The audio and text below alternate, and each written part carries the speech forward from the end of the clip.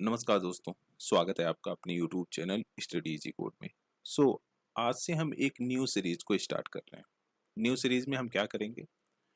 हम ज्योग्राफी के जितने भी एनसीईआरटीज हैं, बेसिकली 11th एंड 12th के जितने भी एनसीईआरटीज हैं, मिला के 4 एनसीईआरटीज है ना, दोनों मिला के 4 एनसीईआरटीज हैं, उसको काफ़ी डिटेल वे में कवर करने वाले हैं। देखो, इसके बाद हमने जो भी लिस्ट बनाया है, जैसे हमने एक वीडियो को अपलोड कर रखा था जिसमें हमने नो जो जीएस फाउंडेशन बैच है बेसिकली जो अभी चल रहा है उसके रिगार्डिंग इंफॉर्मेशन दिया था। ठीक है कि हम एनसीईआरटी जितने भी इंपॉर्टेंट एनसीईआरटी थे उसको काफ़ी हॉलिस्टिक वे में कवर करने वाले हैं। मैम ऑलरेडी पॉलिटी का एनसीईआरटी लेके चल रही हैं, हम ज्योग्राफी का देखेंगे। ठीक है, एंड इसमें 11th 12th का देखेंगे। 6 to 10th आप खुद से पढ़ सकते हो। ठीक है, ज़्यादा उसमें जो भी रेलेवेंट चीज़ें हैं वो आपको इस एनसीईआरटीज में मिल जाएंगी, 11th 12th के एनसीईआरटीज में। ठीक है, तो बेसिकली इसी के रिगार्डिंग अगर हम देखें तो जो 11 और 12th का एनसीईआरटी है वह यूपीएससी के पॉइंट ऑफ व्यू से बहुत ज़्यादा इम्पोर्टेंट है। इतना इम्पोर्टेंट है कि अगर आप एनसीईआरटीज बस करके जा रहे हो ना, that would be sufficient for your prelims examination. ठीक है, 11 एंड 12th की अगर बस आप एनसीईआरटी करके जा रहे हो तो उतना सफिशिएंट होगा आपके प्रीलिम्स के एग्जामिनेशन के लिए। ठीक है, हर साल कहीं ना कहीं अगर देखें तो 15 to 20% क्वेश्चंस डायरेक्टली इसी से आते हैं। 100 out of 100 मतलब 15 से 20 क्वेश्चन डायरेक्टली हमें ज्योग्राफी से देखने को मिलते हैं हर साल।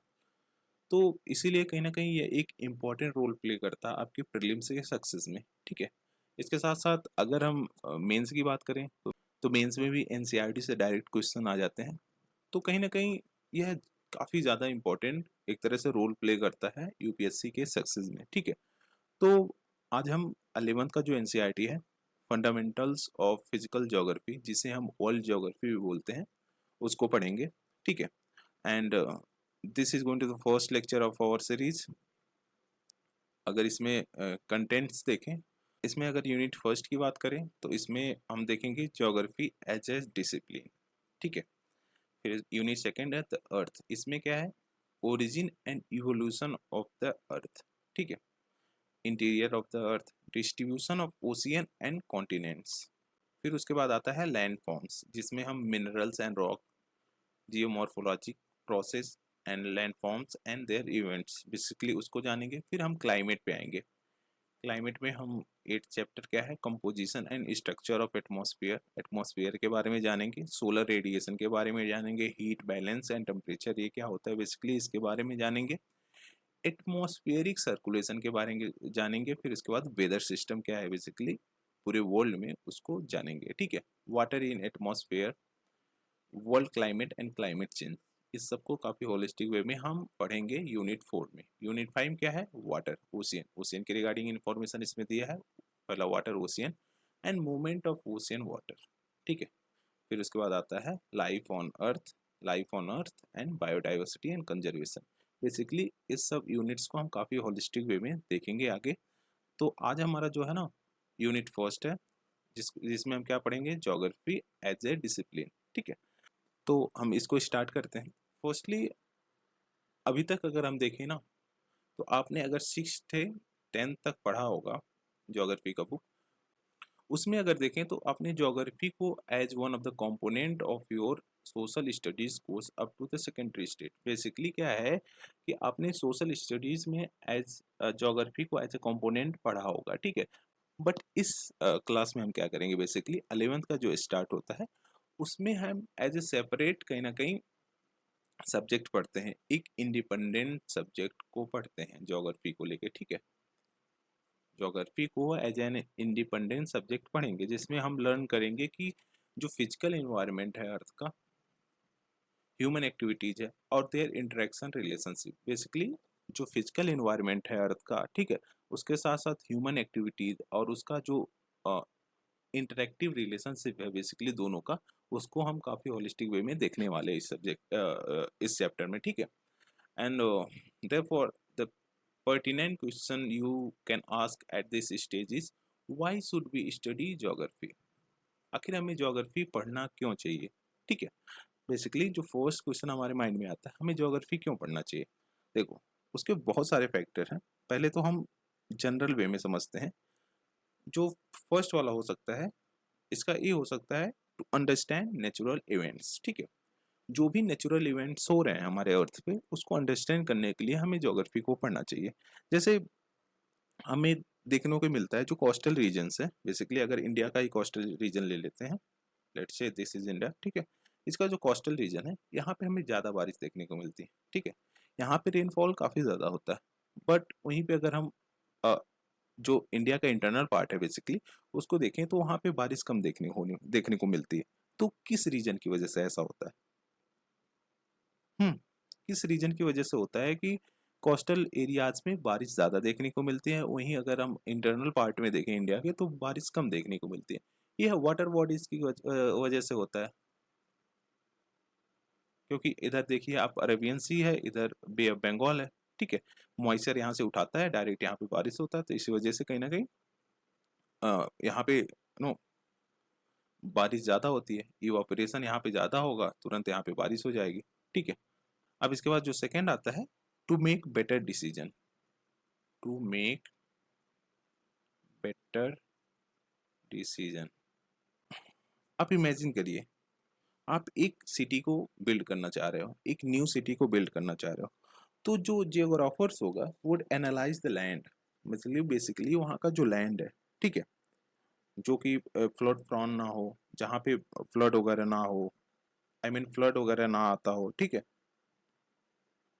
जहाँ पे फ्लड वगैरह ना आता हो, उसके नियर बाई एरियाज में क्या क्या रिसोर्सेज हैं, ठीक है, क्या वहाँ पे खेती करने लायक लैंड है, ठीक है। फिर उसके बाद क्या वहाँ पे डिजास्टर वगैरह आते हैं या फिर नहीं आते, इस सब चीज़ों को कहीं ना कहीं जो जियोग्राफर्स होगा बेसिकली उसको एनालाइज करेगा।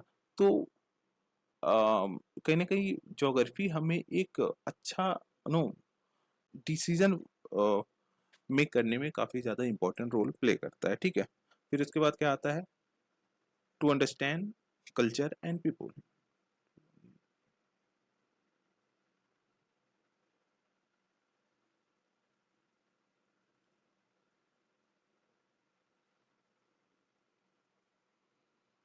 इसमें क्या होता है, देखो ज्योग्राफी क्या करता है, एक्सप्लेन करता है कि कैसे जो इन्वायरमेंट है वह हमारे लाइफ स्टाइल को सेव कर रहा है, डाइट को सेव कर रहा है, उसके साथ साथ क्लॉथिंग, हाउसिंग, या फिर जो ट्रेडिशंस है बेसिकली उसको कहीं ना कहीं इम्पैक्ट कर रहा है। समझ रहे हो? अभी आप पोलर रीजन्स में चले जाओ, वहाँ पे क्या मिलेगा आपको? विंटर क्लॉथ पहनते हैं लोग, ठीक है।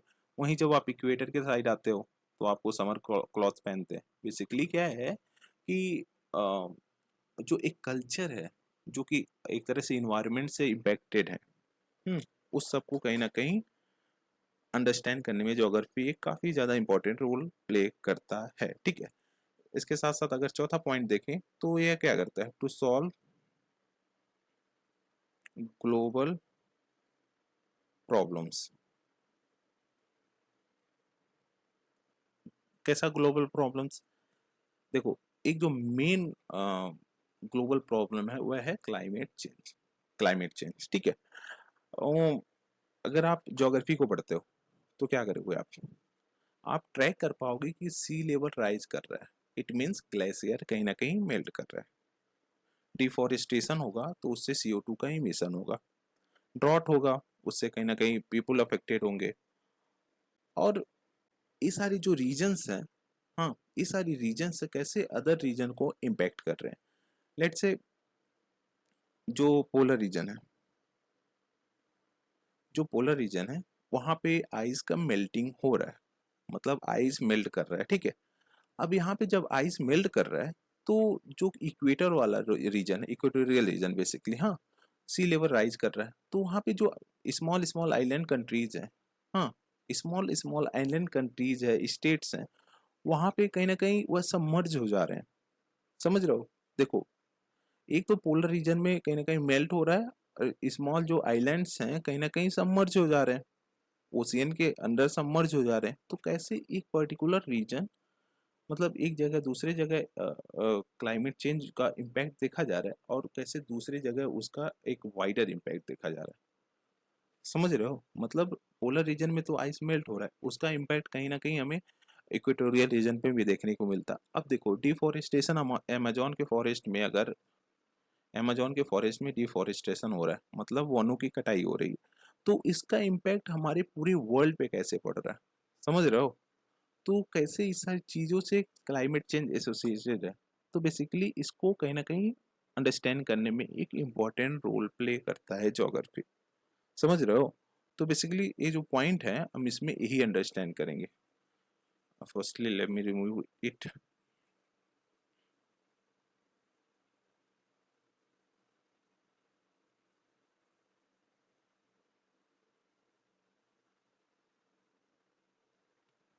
देखो, why should we study geography? We live on the surface of the earth. हम अर्थ के सरफेस पे रहते हैं।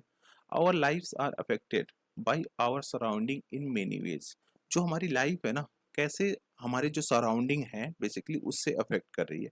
We depend on the resources to sustain our self in surrounding areas. जो सराउंडिंग एरियाज में रिसोर्सेज है बेसिकली उस पर डायरेक्टली इनडायरेक्टली हम कहीं ना कहीं डिपेंडेंट है। ठीक है। अगर प्रिमिटिव सोसाइटीज की बात करें, subsisted on natural means of substances। Basically क्या था कि वह कहीं ना कहीं डायरेक्टली नेचर पे डिपेंडेंट थे फूड के लिए। ठीक है। जैसे लेट्स से जो उस टाइम पे प्लांट्स वगैरह थे, ठीक है, उनको कैसे खाना है, एनिमल्स को वह कच्चा खा जाते थे। तो कहीं ना कहीं नेचुरल जो चीज़ें हैं उस पर वह डायरेक्टली डिपेंडेंट थे। जैसे जैसे टाइम पास हुआ, we develop technologies and started producing our own food using natural resources such as land, soil and water. जैसे जैसे एडवांसमेंट हुआ टेक्नोलॉजी में, वैसे वैसे कहीं ना कहीं हम अपना खुद का फूड क्रिएट करने लग गए। ठीक है, खुद का फूड कहीं ना कहीं बनाने लग गए। वीट वगैरह का इंट्रोडक्शन हुआ। ठीक है, उसके साथ साथ वेरियस जो फूड आइटम्स हैं उसका इंट्रोडक्शन हुआ। किसका यूज करके? नेचुरल रिसोर्सेज जैसे लैंड हो गया, सॉइल हो गया, वाटर हो गया। We adjusted our food habits and clothing according to prevailing weather conditions. ठीक है, जैसा कंडीशन है उसी के अकॉर्डिंग हम अपना फूड हैबिट्स चेंज किए। हाँ, मतलब एडजस्ट किए। उसके साथ साथ क्लॉथिंग, अगर आप कोल्ड एरियाज में रह रहे हो, ठीक है, वहाँ पे आप विंटर के कपड़े पहनोगे। अगर आप समर एरियाज, आई मीन जो वार्म एरियाज हैं जैसे इक्वेटोरियल रीजन है, ठीक है, वहाँ पे आप थोड़ा गर्म वाले कपड़े पहनोगे, हल्का कपड़े पहनोगे। ठीक है, तो कहीं ना कहीं जो वेदर कंडीशंस हैं, प्रिवेलिंग वेदर कंडीशंस है, उसके अकॉर्डिंग हम अपना कहीं ना कहीं फूड हैबिट्स एंड क्लॉथिंग को एडजस्ट किए। There are variation in natural resources base, technological development, adaptation with modification of physical environment, social organization and cultural development। तो ये सारी चीजें हम किए। As a student of geography you should be curious to know about all the phenomena which vary our space. ठीक है, मतलब as a student होने की वजह से, ज्योग्राफी का एज ए स्टूडेंट होने की वजह से हमें जितनी भी चीज़ें हमारे सराउंडिंग्स में हो रही हैं उसका अवेयरनेस होना इज़ वेरी इंपॉर्टेंट। समझ रहे हो? You learn about this diverse land and peoples. ठीक है, इसमें आप क्या करोगे?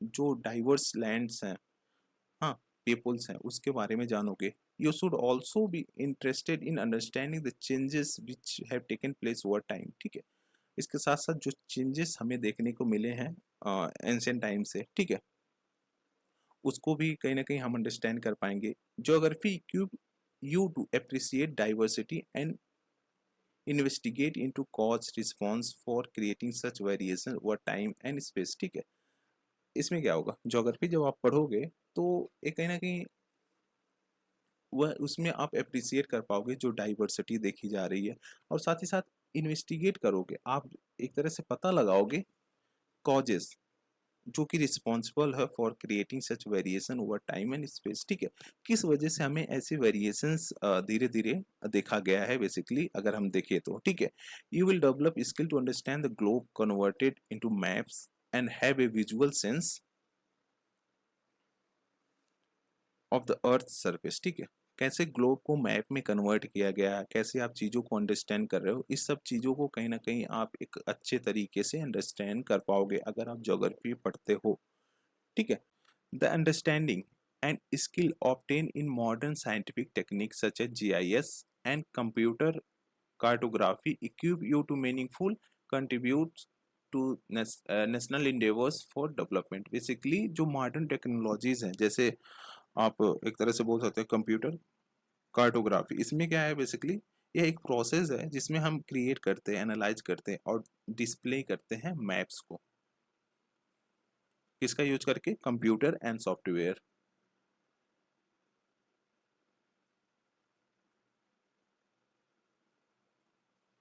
कंप्यूटर एंड सॉफ्टवेयर का यूज करके कहीं ना कहीं मैप्स को हम क्रिएट करते हैं, ठीक है। और इसको अगर देखें तो कहीं ना कहीं हमारे जो कंट्रीज डेवलपमेंट है उसमें एक काफ़ी ज़्यादा वाइटल रोल प्ले करता है। लेट्स से एक लोकेशन लेते हैं, ठीक है, हिमालयन रीजन का। हिमालयन रीजन का एक लोकेशन लेते हैं, तो अगर उसको हमें देखना है कि वह ऐसा नहीं ना है कि वह लैंडस्लाइड प्रोन एरिया है, मतलब वहाँ पे लैंडस्लाइड ज़्यादा आ रहे हैं, तो कैसे हम पता करेंगे? कंप्यूटर कार्टोग्राफी कहीं ना कहीं एक वाइटल रोल प्ले करता है उस सब चीज़ों को आइडेंटिफाई करने में, ठीक है। तो अभी तक हमने क्या देखा? Why should we study geography? Geography हमें क्यों पढ़नी चाहिए, ठीक है। तो हमने क्या इसका निष्कर्ष निकाला कि जो नेचुरल इवेंट्स हो रहे हैं उसको अंडरस्टैंड करने के लिए, जैसे सुनामी वगैरह आ रही है, ठीक है, और क्यों आती है, क्लाउड प्लस क्यों हो रहा है, वल्केनिक इरप्शन क्यों हो रहा है, ठीक है, इस सब चीज़ों को अंडरस्टैंड करने के लिए हमें ज्योग्राफी पढ़नी चाहिए। उसके साथ साथ एक बेटर डिसीजन मेक करने के लिए भी कहीं ना कहीं हमें ज्योग्राफी पढ़नी चाहिए। किसी पर्टिकुलर लोकेशन के रिगार्डिंग इंफॉर्मेशन चाहिए, ठीक है, कहाँ पे आपको घर बनाना है, हाँ, ये सारी चीज़ों को लेके कहीं ना कहीं एक तरह से ज्योग्राफी एक इम्पॉर्टेंट रोल प्ले करता है। फिर उसके बाद किस रीजन में कैसे पीपल रह रहे हैं, उनका क्या कल्चर है, इन सब में भी कहीं ना कहीं ज्योग्राफी एक इम्पॉर्टेंट रोल प्ले करता है। ग्लोबल जो प्रॉब्लम्स हैं, जो ग्लोबल क्राइसिस वगैरह हो रही हैं, क्लाइमेट चेंज वगैरह हो रहा है, उसको एक बेटर वे में अंडरस्टैंड करके उसका रिजोल्यूशन, मतलब बेसिकली उसको रिजॉल्व करने के लिए जो स्टेप्स होने चाहिए, उसके लिए काफ़ी ज़्यादा इंपॉर्टेंट रोल प्ले करता है ज्योग्राफी, ठीक है। अब हमारा दूसरा क्वेश्चन आता है, व्हाट इज ज्योग्राफी? ज्योग्राफी है क्या एग्जैक्टली exactly? ठीक है। तो अगर ऐसे सिंपल भाषा में समझे तो ज्योग्राफी क्या है? एक स्टडी है किसका? प्लेस, पीपल एंड उनका जो रिलेशन है between environment and human activities में, ठीक है। प्लेस, पीपल और जो रिलेशनशिप है between environment and human activities में, जैसे फिजिकल ज्योग्राफी हो गया, ह्यूमन ज्योग्राफी हो गया, ठीक है। फिजिकल ज्योग्राफी में हम क्या देखते हैं? लैंड फॉर्म्स देखते हैं, क्लाइमेट देखते हैं, रिवर्स देखते हैं, माउंटेन्स देखते हैं। और वहीं पे जो ह्यूमन ज्योग्राफी है, cities, culture, economics and migration, basically इस सब चीजों में जो इंटरेक्शन हो रहा है, ठीक है, समझ रहे हो, जो इन्वायरमेंट एंड ह्यूमन एक्टिविटीज हो रही हैं बेसिकली, उसके रिलेशनशिप, प्लेस, पीपल, इस सब को कहीं ना कहीं स्टडी करता है ज्योग्राफी। अब आइए इसको समझते हैं, यहाँ पे क्या लिखा हुआ है। What is geography? ज्योग्राफी क्या है? You know that earth is our home. हमें पता है कि अर्थ हमारा घर है। It is also the home of many other creatures, जैसे big and small various creatures को आप ले सकते हो, ठीक है, and which live on the earth and sustain, ठीक है, जो अर्थ पे रहते हैं और सस्टेन करते हैं। The earth surface is not uniform. जो अर्थ का सरफेस है वह एक समान नहीं है, ठीक है। अर्थ का सरफेस एक समान नहीं है, हमेशा कहीं ना कहीं आपको एलिवेटेड लैंड देखने को मिलेगा, मतलब एक ऊंचाई पे लैंड देखने को मिलेगा, कहीं आपको थोड़ा सा गड्ढा टाइप देखने को मिलेगा, ठीक है। तो एक समान नहीं है। It has variation in its physical features, ठीक है। फिजिकल जो फीचर है अर्थ का, उसमें हमें वेरिएशन देखने को मिलते हैं। There are mountains, hills, valley, plain, plateau, ocean, lakes, desert and wilderness. Basically ये सारी चीजें हमें अर्थ पे देखने को मिलती है। There are variation in its social and cultural features too. जो इसका सोशल एंड कल्चरल फीचर है ना, उसमें भी हमें वेरिएशन देखने को मिलती है, ठीक है। There are villages, cities, road, railways, port, market and many other elements created by human being across the entire period of their cultural development, ठीक है। वेरियस चीजें हमने बनाया है, जैसे मार्केट हो गया, पोर्ट हो गया, रेलवेज हो गया, रोड हो गया, सिटीज हो गया, ठीक है। तो इसके रिगार्डिंग ये बात कर रहा है। This variation provide a clue to understand the relationship between किसका? Physical environment and social and cultural features, ठीक है। ये जो वेरिएशन हमें देखने को मिल रहा है बेसिकली, वह कहीं ना कहीं एक क्लू प्रोवाइड कराता है हमें कि हम अंडरस्टैंड कर पाए जो रिलेशनशिप है किसके किसके बीच में, फिजिकल एनवायरनमेंट एंड जो सोशल एंड कल्चरल फीचर्स के बीच में, ठीक है। Physical environment has provided the stage on which human society enact the drama of their creative skills with tools and technique which they invented and evolved in process of their cultural developments। ठीक है, देखो अगर हम physical environment की बात करें तो कहीं ना कहीं उसका यूज करके जो ह्यूमन हैं बेसिकली वह इवॉल्व हुए हैं। हमें क्या चीज़ें खाना है, जैसे हमने गेहूं प्रोड्यूस करना स्टार्ट किया, राइस प्रोड्यूस करना स्टार्ट किया, क्या क्या यूज करके, लैंड वाटर, समझ रहे हो। तो इस सब चीज़ों का यूज करके कहीं ना कहीं हमने वेरियस चीज़ों को इन्वेंट किया है। ठीक है, एंड एक तरह से नए नए चीज़ों को इजाद किया है। ठीक है, now you should be able to attempt the answer of the question poses earlier as the what is geography. ठीक, अब क्या होगा, आप चीज़ों को जान गए होगे एग्जैक्टली व्हाट इज ज्योग्राफी। अगर सिंपल टर्म में बोले तो geography is the description of the earth. ठीक है, ज्योग्राफी क्या है, एक डिस्क्रिप्शन है। ठीक है, डिस्क्रिप्शन है किसका, अर्थ का। अर्थ को आप कैसे डिस्क्राइब कर रहे हो, बेसिकली उसको ही हम ज्योग्राफी बोलते हैं। The term geography was first coin by, किसके द्वारा कॉइन किया गया था, इराटोस्थनीज। इराटोस्थनीज के द्वारा कॉइन किया गया था। ठीक है, जो कि एक ग्रीक स्कॉलर्स थे। अगर देखें तो जो वर्ड है geography drive from two roots from the Greek language geo, जिसका मतलब अर्थ होता है, एंड ग्राफोस, जिसका मतलब डिस्क्रिप्शन होता है। ठीक है, दो वर्ड से डिस्क्राइब बेसिकली एक तरह से डिराइव हुआ है, जियो मतलब अर्थ एंड ग्राफोस मतलब डिस्क्रिप्शन। ठीक है, अगर हम दोनों को एक साथ मिलाएं तो इसका मतलब क्या है, डिस्क्रिप्शन ऑफ द अर्थ। ठीक है, डिस्क्रिप्शन ऑफ द अर्थ। देख, ठीक, earth has always been seen as abode of human being and thus scholars define geography as description of earth as abode of human being। ठीक है, abode मतलब क्या होता है, रेसिडेंस। ठीक है, रेसिडेंस। अर्थ हमेशा कहीं ना कहीं जो स्कॉलर्स हैं उनके द्वारा माना जाता है कि एक रेसिडेंस है किसका, ह्यूमन बीइंग का, जहाँ ह्यूमन बीइंग रहते हैं उसे ही हम अर्थ बोलते हैं। ठीक है, तो इसी वजह से स्कॉलर्स के द्वारा क्या बोला गया, geography as a description of earth as abode of human being। ठीक है, you are aware of the fact that reality is always multifaceted and earth is also multidimensional। ठीक है, that is why many disciplines from natural science such as geology, pedology, oceanography, botany, geology and meteorology and number of sister discipline in social science such as economics, history, sociology, political science, anthropology, etc. study different aspect of earth surface। ठीक है, अगर हम देखें जो ये सारी disciplines हैं, ठीक है, जैसे जूलॉजी हो गया, पेडोलॉजी हो गया, ओशिनोग्राफी हो गया, जूलॉजी, मेट्रोलॉजी हो गया, फिर उसके बाद जो सिस्टर डिसिप्लिन्स है सोशल साइंस की, जैसे इकोनॉमिक्स हो गया, हिस्ट्री हो गया, सोशोलॉजी हो गया, पॉलिटिकल साइंस है, वह डिफरेंट डिफरेंट एस्पेक्ट को कहीं ना कहीं स्टडी करते हैं अर्थ सरफेस के। ठीक है, geography is different from other science in its subjects matter and methodology. ठीक है, अगर हम ज्योग्राफी की बात करें जो अदर सोशल साइंसेज है बेसिकली उससे कहीं ना कहीं डिफरेंट है, but at the same time it is closely related to other discipline.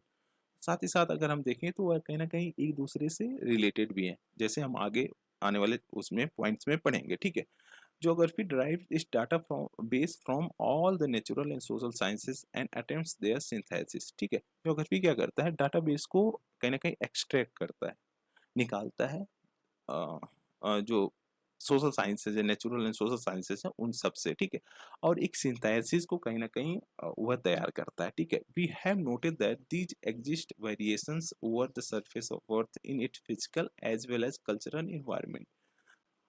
हमने देखा है कि हमें वेरिएशन देखने को मिलता है किसमें, फिजिकल एंड जो कल्चरल इन्वायरमेंट है अर्थ के उसमें। ठीक है, number of phenomenas are similar and many are dissimilar. ठीक है, बहुत सारे ऐसे फेनोमेनाज होते हैं अर्थ पे जो सिमिलर होते हैं और बहुत सारे ऐसे होते हैं जो सिमिलर नहीं होते। It was there for logical to perceive geography is the study of areal differences. ठीक है, जो एरियल डिफरेंसेस है बेसिकली उसको कहीं ना कहीं ज्योग्राफी स्टडी करता है। दस geography was perceived to study all those phenomena which vary over space। ठीक है, जो भी फिनोमेना बेसिकली एक से दूसरी जगह पे हो रहे हैं उसको कहीं ना कहीं स्टडी करता है, जितने भी फिनोमेनाज होते हैं ये सारी चीज़ों को लेकर, ठीक है। Geography do not study only the variation in phenomena over the earth surface. Geography बस वही से सारी चीज़ें स्टडी नहीं कर रहा है, मतलब जो फिनोमेना हो रहा है बस उसको स्टडी नहीं कर रहा, बट क्या करता है, it also study the association with other factors which cause this variation, ठीक है। जो मतलब एक तरह से क्या बोल सकते हैं, जो वेरिएशन हो रहा है वह किसकी वजह से हो रहा है, ठीक है, किसकी वजह से हो रहा है और क्या उसका रिजल्ट हो सकता है, इस सब को कहीं ना कहीं वह देखता है। एग्जाम्पल के तौर पे अगर हम देखें तो cropping patterns different from region to region, but this variation in cropping patterns as a phenomena is related to variation in soil climate demand in market capacity of farmers to invent and technologies input available to her him, ठीक है। But देखो cropping pattern हमें अगर देखें तो different different reason पे different different देखने को मिलता है, ठीक है। बट क्या होता है कि ये सारी जो वेरिएशंस हमें देखने को मिलते हैं बहुत सारे फैक्टर्स होते हैं जिसकी वजह से देखने को मिलते हैं, जैसे सॉइल हो गया, क्लाइमेट हो गया, डिमांड क्या है, जैसे क्रॉप्स का डिमांड क्या है मार्केट में, हाँ, और उसके साथ साथ फार्मर की क्या कैपेसिटी है, मतलब इतना आमदनी रख रहा है कि वह उस पर्टिकुलर चीज को उगा सकता है या कर सकता है, ठीक है। तो इस सब पे कहीं ना कहीं वह डिपेंडेंट होता है, तो कहीं ना कहीं अगर देखें इस सब को ज्योग्राफी देखता है, ठीक है। thus the concern of geography is to find out the causal relationship between any two phenomena or between more than one phenomena, ठीक है। जो कैजुअल रिलेशनशिप होता है बेसिकली दो या फिर एक मोर देन वन जो फिनोमेनाज है उनमें जो रिलेशन है बेसिकली उसको कहीं ना कहीं ज्योग्राफी अंडरस्टैंड करता है, ठीक है। उसको कहीं ना कहीं ज्योग्राफी के द्वारा देखा जाता है, ठीक है। अगर देखें geographers explain the phenomena in frame of cause and effect relationship, ठीक है। अगर लेट्स से अर्थक्वेक हो रहा है, ठीक है, अर्थक्वेक आ रहा है तो उसका क्या कॉज है और उसका इफेक्ट क्या होगा, हमारे अर्थ पे उसका क्या इफेक्ट होगा और अर्थक्वेक का कॉज क्या है, इस सब में कहीं ना कहीं उसको एक्सप्लेन करते हैं ज्योग्राफर्स, ठीक है। As it does not only help in interpretation but also foresee the phenomena in future, ठीक है। अगर ऐसा आप करते हैं कॉज एंड इफेक्ट को देखते हैं तो इससे क्या होगा, इससे बस आप जो वो फिनोमेना हो रहा है ना उसको बस आप नहीं देखोगे, आई मीन उसको बस अंडरस्टैंड नहीं कर पाओगे, मतलब उसको बस अंडरस्टैंड नहीं करोगे, बट उसके साथ साथ क्या होगा कि जो फ्यूचर में ऐसे फिनोमेना होंगे उसको भी आप प्रेडिक्ट कर पाओगे, उसको भी आप अंडरस्टैंड कर पाओगे, ठीक है। Geographical phenomena both the physical and human और not static but highly dynamic.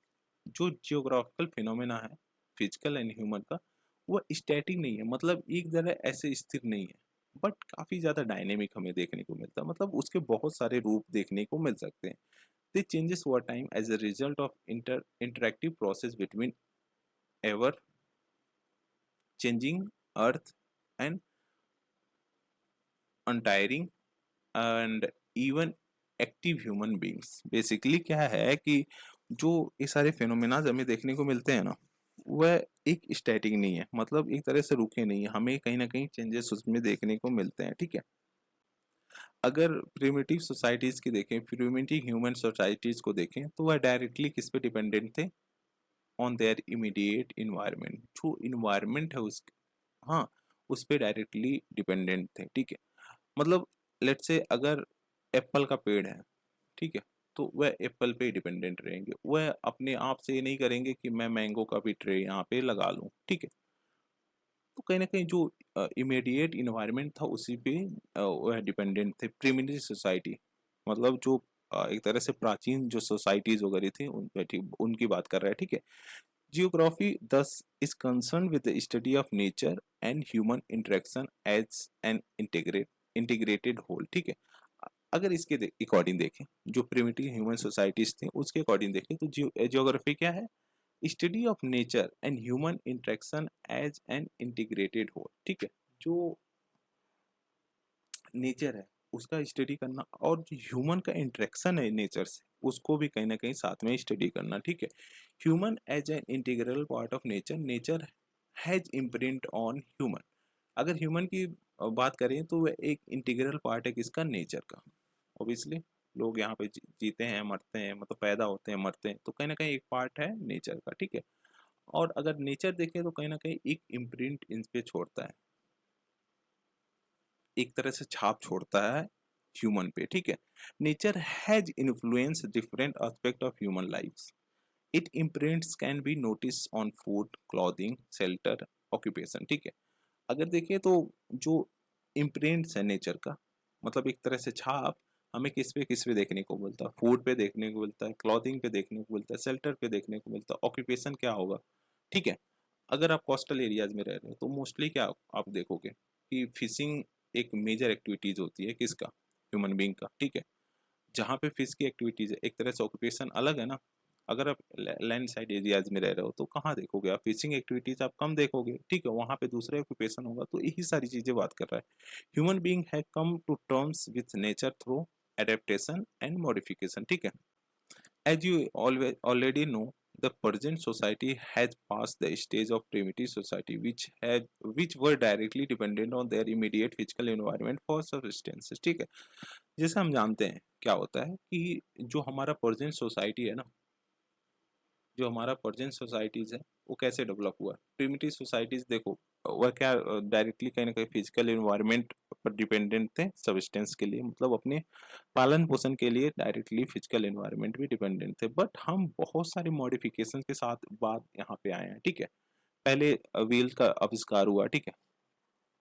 फिर लॉन्ग लॉन्ग दूरी पे हम ट्रेवल करने लगे हैं। फिर उसके बाद बहुत सारे इक्विपमेंट्स का आविष्कार हुआ, आग का आविष्कार हुआ, ठीक है। तो कहीं ना कहीं हम जो फिजिकल एनवायरनमेंट है उसको मॉडिफाई करके अभी प्रेजेंट टाइम में पहुंचे हैं। Present societies have modified their natural environment by inventing and using technology, and thus have expanded the horizon of their operation by appropriating and utilizing the resources provided by nature, ठीक है। अपना horizon कैसे change किया उन्होंने, जो inventions वगैरह हुए हैं टेक्नोलॉजी का यूज करके, ठीक है। With gradual development of technology human being were able to loosen the cycles of their physical environment, ठीक है। अभी हम डायरेक्टली कहीं ना कहीं फिजिकल, अभी देखो लेट्स से अभी समर टाइम चल रहा है, ठीक है। समर टाइम चल रहा है, आप एसी का यूज कर रहे हो, तो इसके अकॉर्डिंग देखें तो कहीं ना कहीं हम डायरेक्टली नेचर पर डिपेंडेंट थोड़ी है यार, समझ रहे हो। हम मॉडिफाई कर रहे हैं ना इसको। अभी विंटर टाइम समर टाइम में भी आप एसी का चला के कहीं ना कहीं पूरे बॉडी को कूल रख रहे हो, ठीक है। तो बेसिकली यही है कि जो हमारा पकड़ था फिजिकल एनवायरनमेंट पे, उसको तो हम रखे हैं, बट उसको कहीं ना कहीं अपने अकॉर्डिंग मॉडिफाई कर ले रहे हैं, ठीक है। Technologies help in reducing and hardness of labour, increasing labour efficiency and provide leisure to human being to attend to their higher need of life. It also increase the scale of production and mobility of player, ठीक है। Basically इसके regarding बात कर रहा है, ठीक है। और उसके अकॉर्डिंग देखें तो the interaction between physical environment and human being has been very succinctly described by poet in the following, मतलब पोएट के द्वारा कहीं ना कहीं इसको डिस्क्राइब किया गया ह्यूमन एंड नेचर। इसमें क्या बोला है, you create the soil I create the cup, you create night I create lamp, you created wilderness hilly terrains and desert I created flower bed and garden, ठीक है। Human being have claimed their contribution using natural resources, ठीक है। Natural resources का use करके कहीं ना कहीं उनके द्वारा वेरियस कंट्रीब्यूशन मेड किया गया, किसके द्वारा, ह्यूमन बीइंग के द्वारा। With the help of technology human being moved from the stage of necessity to stage of freedom, ठीक है। हमने टेक्नोलॉजी का यूज करके जो स्टेज ऑफ नेसेसिटी था, मतलब कि लेट्स से हमारे पास कोई ऑप्शन ही नहीं था, वो हमारी नेसेसिटी थी, हमें उसको करना ही करना है, ठीक है। अब क्या हुआ, हम स्टेज ऑफ फ्रीडम पे पहुंच गए हैं, मतलब हम अपने अकॉर्डिंग चीजों को करेंगे, ठीक है। समझ रहे हो। They have put their imprint everywhere, created new possibilities in collaboration with nature, ठीक है। नेचर की कोलैबोरेशन के साथ हमने वेरियस न्यू पॉसिबिलिटीज को कहीं ना कहीं क्रिएट किया है। We now find humanised nature, humanised nature वही इसी वाला एग्जांपल कि मतलब हम अपने अकॉर्डिंग कहीं ना कहीं नेचर को बनाए हैं, ठीक है। And naturalise human being and geography studies interactive relationship. ठीक है, तो बेसिकली ये था इसके regarding. The space got organise with the help of mean of transportation communication network. इसमें क्या है, कुछ नहीं है,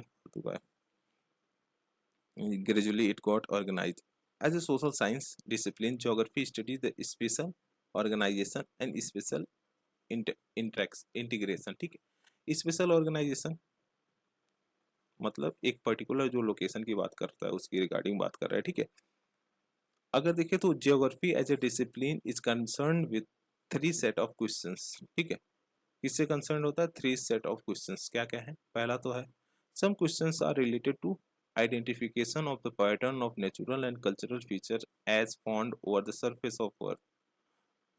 आइडेंटिफिकेशन किसका, pattern of natural and cultural features, जो हमें बेसिकली कहाँ पे देखने को मिलता है, सरफेस ऑफ अर्थ। मतलब क्या है, there are question about what.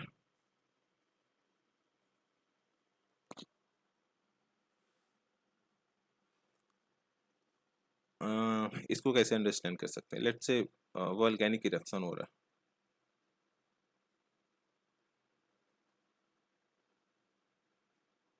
Volcanic eruption हो रहा है, ठीक है,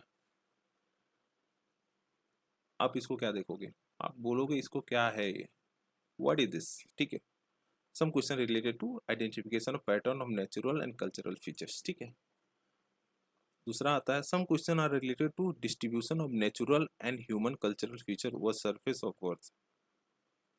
तो हम बोलेंगे, अब देखो इसका देखेंगे कहाँ पे ये उत्पत्ति हो रहा है। ठीक है, कहाँ पे इसको बेसिकली इरप्शन हो रहा है, ये सारी देखने को मिलता है। ठीक है, टेक टुगेदर वो the question takes care of distribution and location aspect of natural and cultural aspect. ठीक है, these questions provide inventorized information what features were located। It was very popular approach during colonial period। अगर colonial period के time देखें तो कहीं ना कहीं ये काफ़ी ज़्यादा important एक तरह से अप्रोच था। These two questions did not make geography a scientific discipline। अगर देखें तो ये जो क्वेश्चन हमने देखा ना, ये बस दोनों क्वेश्चन कहीं ना कहीं ज्योग्राफी को एज ए साइंटिफिक डिसिप्लिन नहीं बनाते हैं, जब तक थर्ड क्वेश्चन नहीं आता। थर्ड क्वेश्चन क्या है, Y. Third question is related to explanation or causal relationship between feature and process and the phenomena। ठीक है, जो रिलेशनशिप है बेसिकली क्यों चीजें, जैसे वोल्केनिक इरप्शन क्यों हो रहा है, ठीक है, क्यों हो रहा है, जब तक वाई आप नहीं फाइंड करोगे तब तक आप कहीं ना कहीं एक साइंटिफिक डिसिप्लिन नहीं बना पाओगे ज्योग्राफी को। ठीक है, तो ज्योग्राफी को एज ए साइंटिफिक डिसिप्लिन बनाने के लिए हमें व्हाट, वेयर एंड वाई तीनों का होना काफी ज्यादा इंपॉर्टेंट है। ठीक है, geography as a discipline is related to space and takes note of special characteristic and attribution। ठीक है, it studies the pattern of distribution location and concentration of phenomena over space and interprets them providing explanation for their patterns। ठीक है, तो basically क्या है कि geography क्या है करता है, स्टडी करता है जो पैटर्न्स ऑफ डिस्ट्रीब्यूशन से, मतलब वेरियस जो एक तरह से आप बोल सकते हो फिनोमेना का डिस्ट्रीब्यूशन है, फिर उसके बाद location concentration of phenomena over space and them providing explanation for these patterns. ठीक है, इन सब जो फिनोमेना हो रही है अर्थ पे, उस सब चीज़ों को कहीं ना कहीं वह एक होलिस्टिक वे में अंडरस्टैंड करता है।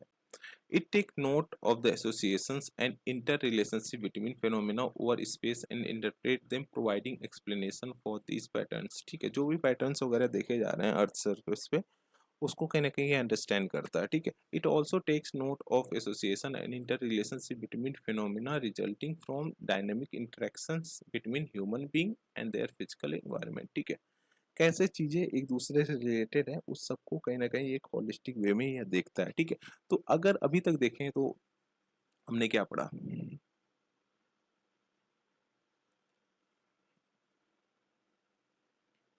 हमने देखा फर्स्टली कि हमें ज्योग्राफी क्यों पढ़ना चाहिए। ठीक है, फिर उसके बाद देखा व्हाट इज ज्योग्राफी।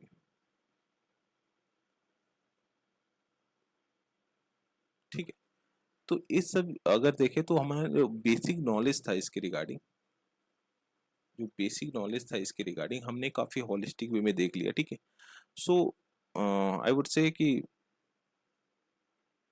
ये हमारा पार्ट फर्स्ट था। क्या था? पार्ट फर्स्ट था जियोग्राफी का, ठीक है। आई मीन चैप्टर फर्स्ट का पार्ट फर्स्ट था। अब इसके आगे जो geography as a integrative discipline, फिर इसके बाद physical geography and natural science, geography and social science, ठीक है। इस सब को हम नेक्स्ट वीडियो में देखेंगे, यानी पार्ट सेकेंड में हम देखेंगे, ठीक है। एंड आई वुड से कि I hope you enjoyed the session. Thank you for watching. Please do like, share and subscribe. Thank you guys.